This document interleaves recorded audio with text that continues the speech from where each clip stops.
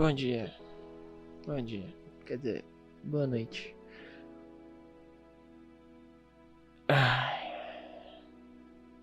Eu acho que vocês. Quer dizer, eu acho que vocês só estão ouvindo minha voz. Eu não coloquei musiquinha. Eu não sei nem por onde começar. Eu sei que não tem tanta gente aqui. E eu sei que eu tô sumido, né? Tá, eu não sei por onde começar. Eu não sei se tem alguém aqui que lembra. Lembra da live que eu fiz com o Ringo. Eu fiquei um bom tempo aí sem fazer live, porque o Ringo exigiu mais da nossa atenção. Ele começou a parar de comer. Aí a gente, quem me acompanha no Instagram sabe que há uma semana e meia atrás eu viajei, né? Eu fui pra um sítio. E a gente teve que levar o Ringo, né? Porque ele tem uma dieta bem rígida, bem rigorosa, mas até aí a gente tinha mudado a comida dele, né? A gente faz porções pequenininhas. Na viagem ele foi tranquilo, deu um pouquinho de trabalho. Uma vez ou outra eu não queria comer, mas até aí ele tava num ambiente estranho, num ambiente que não era dele. Ele tava... Peraí, eu vou pegar uma blusa de... Ele tava feliz. Ele viajou contente com a gente. Ele tava bem feliz.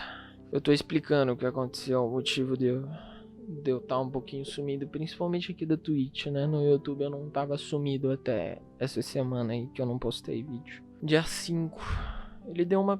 Tipo, a gente tava preocupado que ele não queria comer e tal. E aí ele deu uma pioradinha.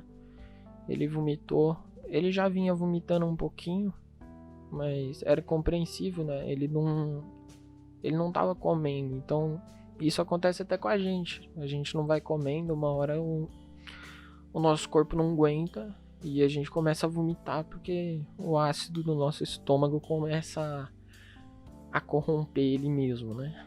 Então ele ficou internado para ficar em observação, para conseguir dar todo o suporte que ele precisava, porque ele não estava comendo.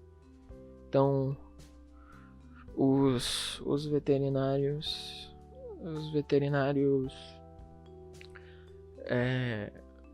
conseguiam ficar de olho nele, né, 24 horas, diferente da gente. A gente ficava de olho nele, mas é diferente quando ele tá num lugar que é feito pra isso, né? Tudo que a gente tinha que fazer é dar o apoio pra ele, né? Ir lá na visita de manhã, ir lá na visita à noite e ver como é que ele tava, fazer carinho nele, mostrar que a gente tava ali, entendeu? Que a gente não tinha abandonado ele, afinal de contas a gente resgatou ele da rua, né? Então ele sempre teve esse medo, dava pra perceber que ele sempre teve esse medo de ser abandonado. Então aí a estratégia traçada foi ele fazer uma cirurgia de 15 minutos para colocar um tubo de alimentação que entra direto no esôfago dele, um tubo que ele poderia vir para casa, porque com a sonda não pode, porque deixa o organismo do bichinho exposto a tudo, a qualquer bactéria que tem no ambiente. Então era muito arriscado trazer ele com a sonda pelo nariz, entendeu? Então a gente colocou esse tubo de alimentação que entra no pescoço dele, né? Fica ligado ao esôfago, que é o canal de alimentação da gente, do bichinho. A cirurgia foi tudo certo. Ele fez a cirurgia nessa segunda-feira, dia 12. Ele fez a cirurgia pela manhã e deu tudo certo. E o bichinho fica mole, né? Por causa da anestesia. Então na segunda-feira eu e meu pai fomos visitar ele. Ele estava na baia de internação, ainda sob efeito da anestesia. Terça-feira, dia 13, eu visitei ele sozinho. Meu pai foi trabalhar, porque meu pai é taxista, então ele conseguiu um trabalhinho.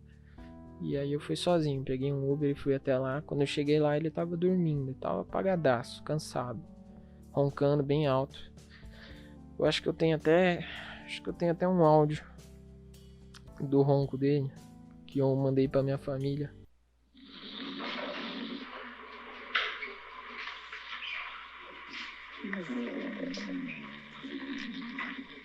E aí na terça noite, quando minha irmã chegou lá, as notícias não eram boas. Não eram boas.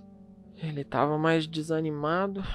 A médica do turno da noite disse que pelo quadro dele, pela forma como ele vinha se comportando desde segunda-feira, ela achava que ele não passava daquela noite. Ele não ia sobreviver de terça pra quarta.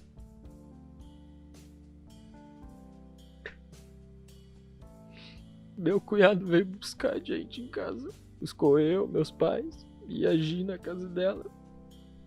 E aí foi todo mundo, porque o conselho da médica foi que a gente visse ele pela última vez.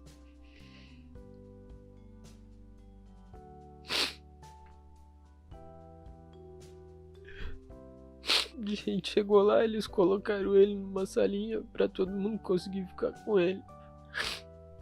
Ele tava bem pra baixo, mas ele não queria se entregar. Ele não dava pra perceber que ele queria ser forte como ele foi ao longo desses 6 meses de tratamento. Que ele foi melhorando, ele foi melhorando. A gente amava ele.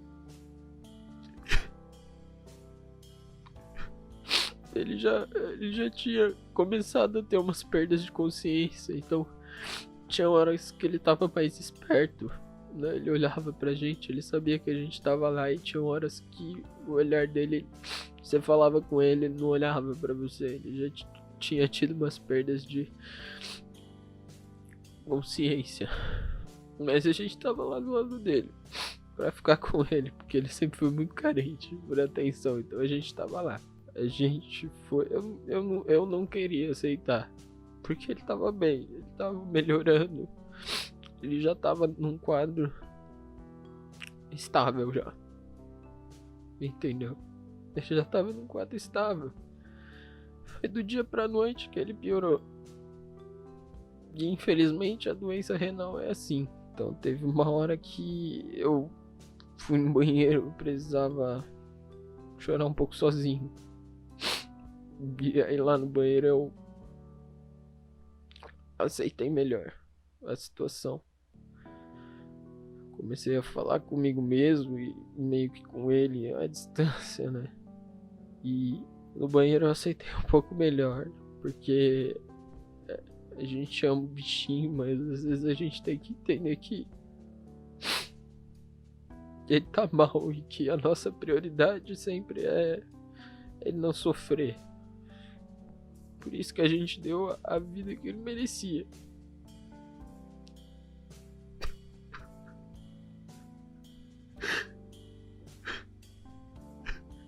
Aí todo mundo deu o último abraço dele, o último beijo, o último tchau. Falamos que a gente ama ele, que ia ficar tudo bem. E segundos depois, as médicas foram colocar ele na baia de internação, né? No lugar de internação, ele deu um choro, ele deu um grito, se debateu.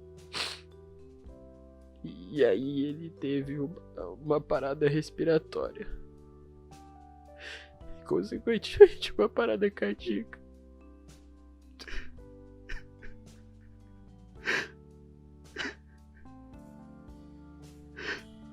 A médica perguntou se queria que entubasse ele, e aí ela falou que a intubação era um desconforto, né? O bichinho ficar entubado.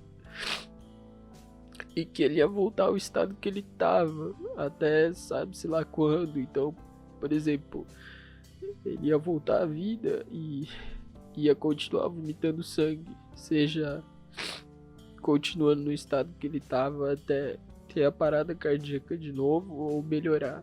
A gente nunca sabe. A gente nunca sabe o que ia acontecer. Mas ela falou que ele ia ter bastante desconforto, que ia ser muito duro pra ele naquele momento. Então a gente preferiu não entubá-lo, não reanimá-lo, porque ele ia ficar na UTI, aí sim ele ia ficar sofrendo. Eu tenho passado por uma fase de depressão bem difícil, bem oscilante de dezembro pra cá. Então vou dizer que isso não ajuda muito. Vou dizer que não ajuda nem um pouco. Entendeu? Eu já tava sem apetite com ele lá. Agora então, a fome é zero. Faz falta. Eu resolvi abrir a live pra explicar. Mesmo que, sei lá, 2 pessoas vissem só. Porque ele se tornou parte da live. Chat, eu amo vocês. Tá bom? Muito obrigado por quem ficou até agora.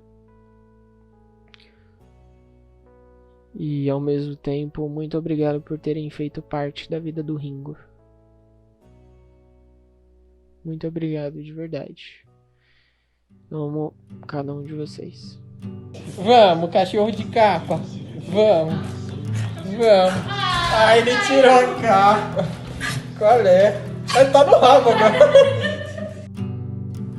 Ringo. Fazendo.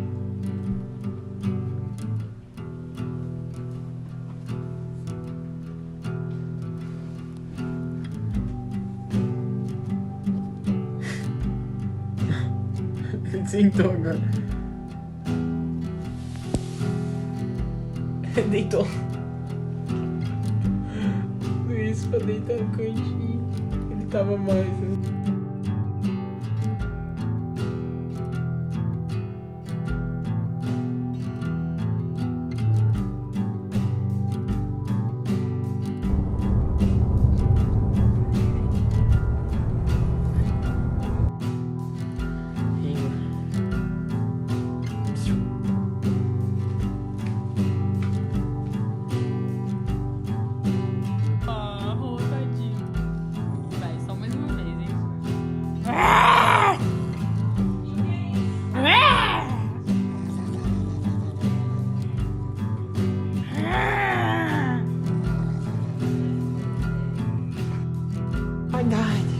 Saudade. Cadê o rebola? Olha o rebolado dele. Olha o rebolado dele. Olha o rebolado dele. Oi, japonês. Olha aqui, japonês. Oi, japonês. Oi, coisa gostosa. Vem esse meu japonês. O Ringo, sem dúvida, foi um cachorro especial. Não só pra a nossa família, mas pra todo mundo que passou pela vida dele. Todo mundo adorava ele. O que ele tinha de especial era a fofura. Era o fato dele ser o cachorro mais carente do mundo. Eu só tenho a agradecer pelo Ringo. Mesmo ele tendo ficado tão pouco na nossa casa, ele sem dúvida vai estar no meu coração pro resto da vida. Todo mundo aqui sempre vai amá-lo.